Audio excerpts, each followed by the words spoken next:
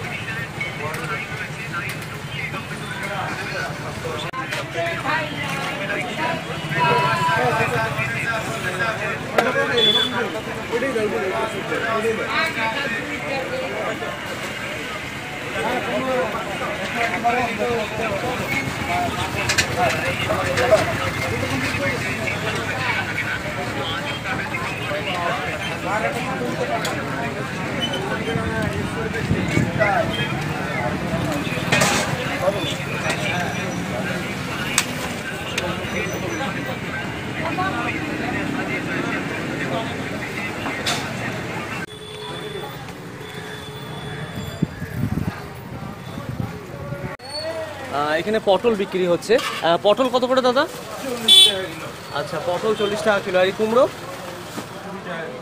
কুমড়ো 20 টাকা কিলো, পটল 40 টাকা কিলো। এছাড়া রয়েছে এখানে কচু রয়েছে নাকি? এগুলো কত করে? 60 টাকা কিলো। আর এই পাশে যে রয়েছে মোচা, মোচা কত করে? আচ্ছা, 20 টাকা পিস হিসেবে বিক্রি হচ্ছে। পাশে কাঁকরোল রয়েছে এখানে, এটা কত করে? আচ্ছা, 60 টাকা কিলো। তো মূলত সব এরকম সবজিপাতির দাম এতটা বেশি, ঠিক কারণটা ঠিক কি? কম আছে বাজার। আচ্ছা, বাজারে যোগান কম আছে বলছে, তো সেই জন্যই মানে মূলত দামটা বেশি বলছে। মূলত বাজারে দোকান কম নেই, বাজারে সব দোকানই আছে, সবজির আমদানি কম আছে। আচ্ছা, সবজির আমদানি কমের জন্য বলছেন যে দামটা এতটা বেশি।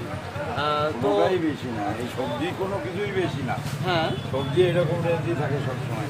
আচ্ছা, মানে আপনি বলছেন যে না, সেই অর্থে বেশি নয়, মানে এরকম রেঞ্জেরই মোটামুটি বিক্রি হয়, একটু 19-20 হয় আর কি প্রত্যেক বছরই এই সময়টাতে।